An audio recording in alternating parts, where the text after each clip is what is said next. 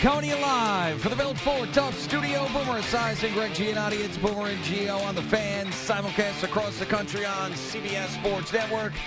And wherever you are on the free Odyssey app. Good Friday morning. A feel-good Friday in June. A feel-good summer Friday in June. And we've got a ton going on. NBA Finals start off just like the Eastern Conference Finals started off, with a wild, crazy finish with the Pacers coming back and Tyrese Halliburton being the one who hits the shot, the game-winning shot. Again, it was a game-tying shot with the Knicks in Game 1, but that team just does not die. Of course, reports everywhere about players having problems with Rick Brunson, issues with Tom Thibodeau. Could it be Jason Kidd that comes here? What is going on with that coaching search? And big NFL news is Aaron Rodgers decides he is going to play for the Pittsburgh Steelers, and that means he's going to play the Jets Week 1 at MetLife Stadium. Good morning, Boomer. How are you? That makes for a juicy Week 1 in the NFL. Juicy, for sure. Mingo. Yes, that is what Al would call a cool game. I mean, you're going to have to check that out, and for CBS, that's a huge win because that makes their doubleheader opening weekend a huge one, because there's going to be a lot of buys all over that game at 1 o'clock at MetLife. And the fact that, I'm just thinking how Aaron Rodgers is probably processing this. He knew this, obviously, because the schedules came out. They also, and the NFL had to know this too, because the NFL knew that the Pittsburgh Steelers are crossing over with the NFC North. So that means let's put the Steelers and Green Bay Packers on a Sunday night game. Why would we put the Green Bay Packers and the Pittsburgh Steelers with Mason Rudolph on a Monday night game? Or Sunday night game. They were sniffing around. They knew. They knew something. I think they all knew all along, it feels like to me. But anyway, nonetheless, I think it's a good thing for Aaron Rodgers. I really do. I think it's at least he goes to a stable organization. They haven't had a real quarterback there since, obviously, Ben Roethlisberger. I think the guys last year did a good job for them, and Russell Wilson and Justin Fields. But, this feels, to me anyway, for Aaron Rodgers, the best place to go. And the problem that he's going to have is that he's in one of the more difficult divisions. Yeah, I mean, he did look pretty spry for his age towards the end of the season. I thought so. I have to give him credit for that. I did not want the Jets to bring him back. I really thought that was the right decision to move on and turn the page and all of that. I'm curious to see what he looks like after another year of being healthy, and then he's also got an organization that's got a pretty good defense and always seems to win.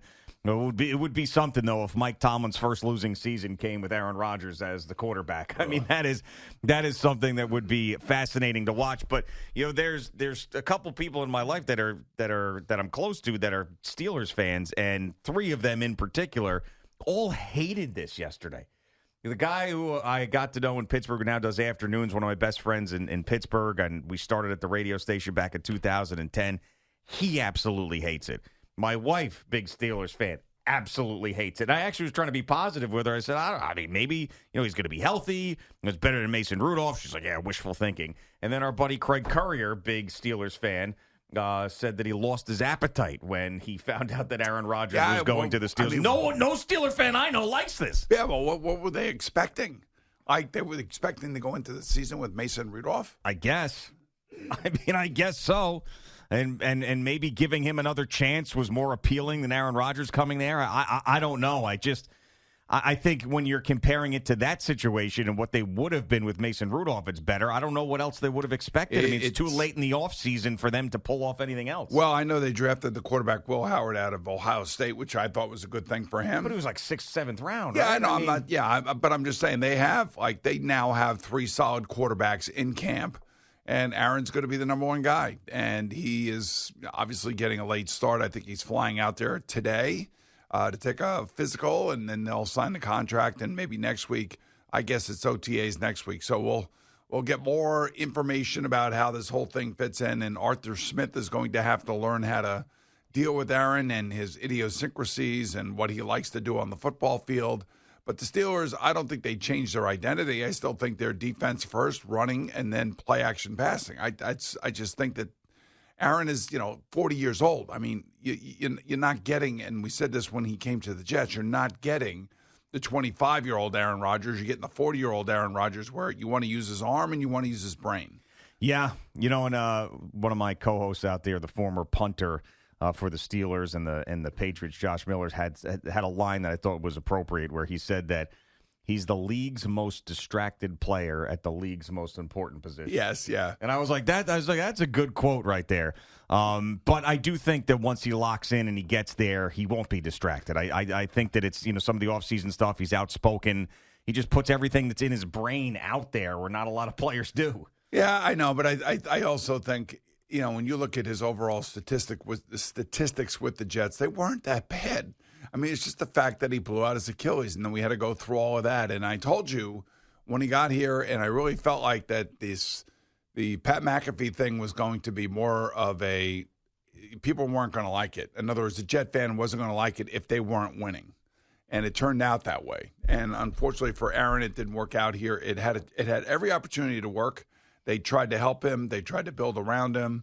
And winning on the field didn't work. And I think there were a couple really key games where if they could have won those games, one was at home, one was in London against Minnesota, I think things could have been completely different. I think Salah would still be here. I think Aaron Rodgers would still be here. Joe Douglas would still be here. But it really came down to like two games in my eyes that they ended up losing, that now the Jets find themselves with a new coach, a new quarterback, and a whole new way of doing things. And Aaron Rodgers is going to try to pick up the pieces on a brilliant career, and he's going to try to finish strong, and hopefully that would be the case for him anyway. Yeah. And he's going to have to prove it to the Pittsburgh Steelers fans, because I do feel the same thing that you do. The majority of fans probably do not like this. What's interesting is when a regime changes like the Jets had, and then a former player who was part of the previous regime goes back and plays that team, some of the teeth is lost in that rematch or that homecoming. Because you're not facing the guys who got rid of you, really. But in this case, you kind of are, because you've got some real storylines here with Aaron Rodgers. Now, if Aaron Rodgers were going back to play a Rob Saleh-led Jets team, that would have been even more interesting. But the fact that you had this much ballyhooed about meeting with Aaron Glenn and Aaron Rodgers, where Aaron Rodgers came out and said that I can't believe this guy just, cut me off in the middle of a sentence, said, "Do you want to play football or not?" And then basically said, "We're moving on." And then it was a 10-minute meeting. He thought it was going to be a couple-hour meeting, and he sent him out of there. And then also everything you've mentioned about Woody Johnson, the joke about Brick Johnson, the ownership, the icy ownership thing there. I know Aaron's got a good relationship with Christopher. We don't think that he's got a great relationship with Woody. So there are some real dramatic storylines that still exist between Aaron Rodgers and the Jets, even though it's such a short tenure and it's a new head coach and a new general manager. I mean, if he comes in here and lights up the Jets for like 4 or 5 touchdowns and 350 yards, it's going to be a nightmare. I mean, that's... Or, if the Jets come out and Aaron Glenn's defense get all over him and just absolutely beat the living daylights out of him, there's that possibility as well. Well, you think about the overreactions that happen after week one, and this is going to be even more so, because if Aaron Glenn and his team beats up Aaron Rodgers and the Steelers in week one, it's going to be like, wow, look at these guys, new regime, we're moving on. What a poetic situation where the new Jets just beat up Aaron Rodgers and the old Jets. And then if it's the other way around, it's going to be like, this is the most Jet thing in the world. Yeah. Aaron Rodgers, who couldn't get it done here, comes in here, lights him up. Last time we saw Aaron Rodgers week one at MetLife Stadium, he was bringing out the flag on 9/11 and then popped his Achilles, and now we see him week one at MetLife Stadium. 2 years later. And 2 years later in a Steelers uniform, throwing for 4 touchdowns and beating the Jets. I mean, so whatever way happens, like that Jet fan is going to be on just complete tilt, or they're going to be ready to celebrate a championship after that first week. I mean, it is going to be crazy. I mean, I can't wait for that game. I know. I cannot wait for that game. I mean, there's not a lot of those type of games that we have this year with the Jets and Giants. Because they're just we don't expect a lot of either one of these teams. Remember, Saquon Barkley came back to MetLife Stadium. We did that game. Yeah, I know. That was, my God, was that ugly for the Giants and their fans. And right, you could just hear everybody in that stadium going, "What are we looking at? What did we do? What just happened to this franchise?" Yeah, I mean, I was there standing on the sidelines watching John Mara try to figure out the best way to go say hi to Saquon. I mean, it was amazing to watch because he was hoping that Saquon would come over to him. He didn't. He was doing his warm-ups, and then John said, I want to go there and say hello to Saquon. He actually asked the coach if it was okay to walk into the drill to say hello to Saquon, which was a great respect thing from John Mara. But, yeah, I mean, the Jets and Giants, the energy around these teams right now was low. It still is kind of low, but with this week one now with Aaron Rodgers, there's some real legitimate there's some lightning now. I think the energy with the Giants is pretty high right now, considering that they're trying to beat the hell out of each other and ripping each other's helmets off. Yeah, but or you know taking what their I mean. helmets off and squaring off. Yeah, but I mean, this is the edge that I think, Brian, that you remember I was telling you that if Abdul Carter comes here and, Jackson Dart comes here and there's also a change in the attitude and the competitiveness of the team and that the team's not going to take any crap from anybody, as much as I hate that kind of stuff in practice, it still kind of shows you that, maybe everybody is on edge and everybody should be on edge. yeah, I hope. And I hope that the Giants season turns out to be one where they surprise. But, of course, their over-under total is way down there. There's very low expectations. The schedule is very difficult. So it's not as if that the Giants fans are going into this season thinking that they got something special on their hands. You talk about Aaron Rodgers and the tough division that they're in. I mean, look at what the Giants are at right now. You'd expect the Cowboys to be better. You got the defending Super Bowl champion, and you have the other team that made it to the NFC title game. So good luck. Yeah, well, good luck is right, but every year's a new year. Yeah, and with Aaron Rodgers and the Jets, that's great for us. But, I mean, think about these matchups that he's going to have. He's going to have 2 games against Lamar Jackson and the Ravens. He's going to have 2 games against Joe Burrow and the Bengals. I mean, that stuff is going to be, if they are in the mix and they're playing well, those are going to be much must-watch games. Yeah, exactly. Plus, he also, listen, when he was here with the Jets, he had to face Josh Allen twice. He had to face Tua Tagovailoa twice. And then whoever was playing quarterback for the Patriots, I guess it was Drake May winning. I think it was Drake May and Jacoby Brissett. I think, I'm not sure. But in other words, yes, it wasn't like the quarterback situation that he's going to be facing, especially with the Ravens and the Steelers. Who knows what's going on with the Browns? Yeah, right. And we don't know who's going to be playing quarterback when Aaron Rodgers faces them. I mean, could it be Joe Flacco? Could it be Shador Sanders, Dylan Gabriel, Kenny Pickett? Who the hell knows? They've got so many freaking quarterbacks over there. We know it's not going to be Deshaun Watson. But, yeah, exciting NFL stuff. I think everybody was believing it was going to happen first when Art Rooney II came out and said they expected him to be there. And then Aaron Rodgers made that comment about playing the Bears this year. Plus, he was playing catch with DK Metcalf. Yeah, he did that a while ago. Yeah, he was, I think it was the worst-kept secret, and he just wanted to wait. And, whatever he was waiting for seemed to be something in his own personal life. And hopefully whatever that was got worked out. And now he can try to really focus on football and see if he can get this team to the playoffs. I don't think that they are a Super Bowl contending team by any stretch of the imagination, but I think that, with given the history of the coach, the team, the stability of the franchise, this is a big swing for them. They don't usually do stuff like this. No, they don't. I mean, they did a mini version of it last year with Russell Wilson and Justin Fields, and now it's a bigger one with a bigger name and a bigger personality in Aaron Rodgers. And the only thing that's a shame about this whole storyline that would have been better is if George Pickens were still there. If George Pickens were still on that roster with Aaron Rodgers as a quarterback, that would have been, I mean, that's like reality TV show that central. Might have been one thing that's like, we got to get this guy out of here. Yeah, like I'm not coming if that guy. I don't think he would have done that. I think the Steelers would have told him that. Well, then maybe there's a reason why he was throwing with DK Metcalf and not George Pickens in the offseason.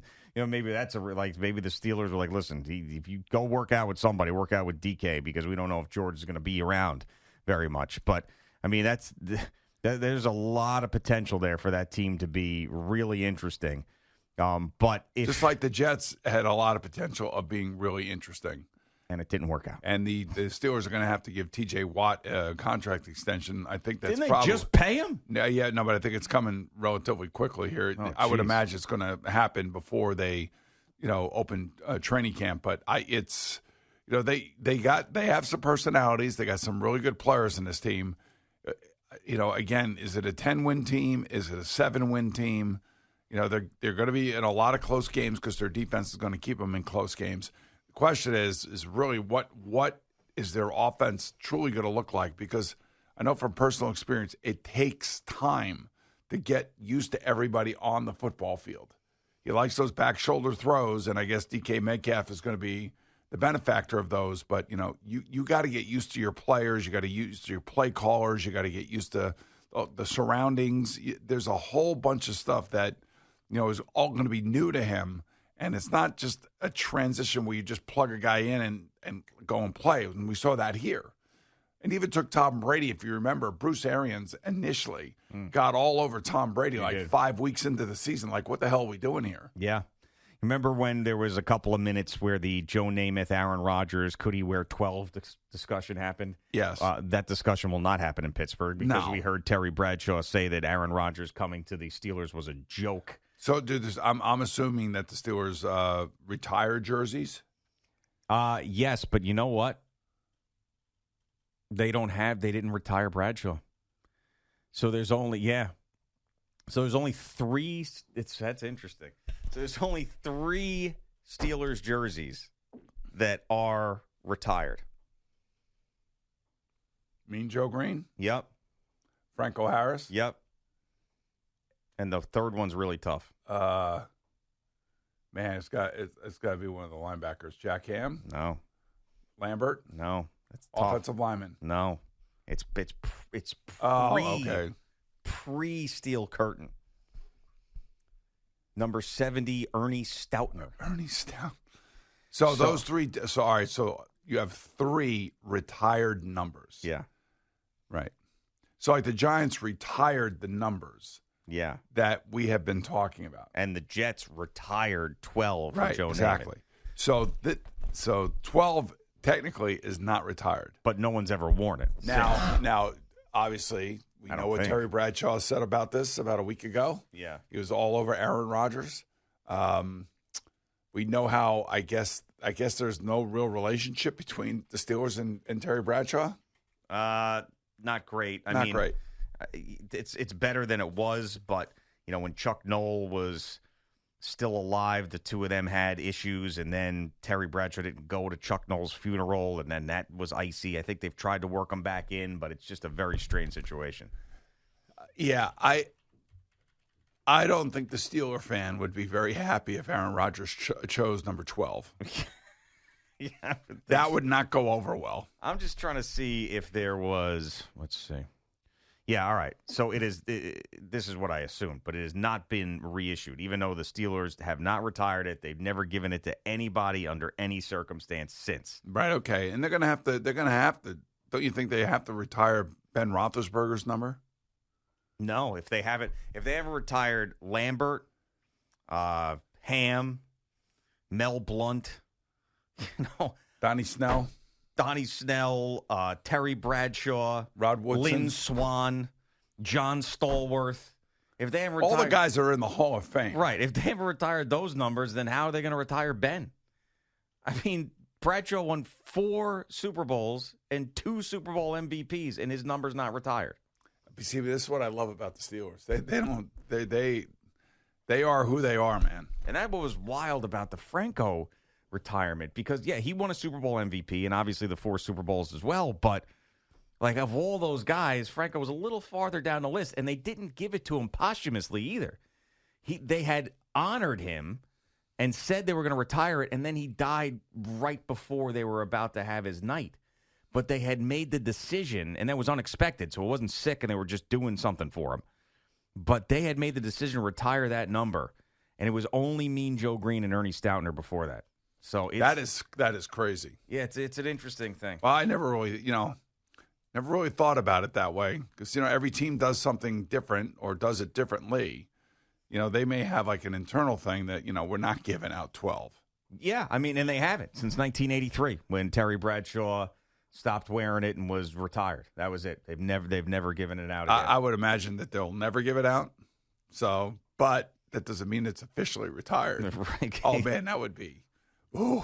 Yeah. Ooh, that would be frisky. That would be, man. Just think of the itchiness that would create. Well, I bet you Aaron probably, after he heard what Terry Bradshaw said, is at least going to ask the question. I don't think so. You know what? He should go out there just in like in the red jersey and practice one day with 12. Just to do that. There's an awareness. I think there's a general awareness about this whole thing. I think there are Steeler fans that are not happy about this.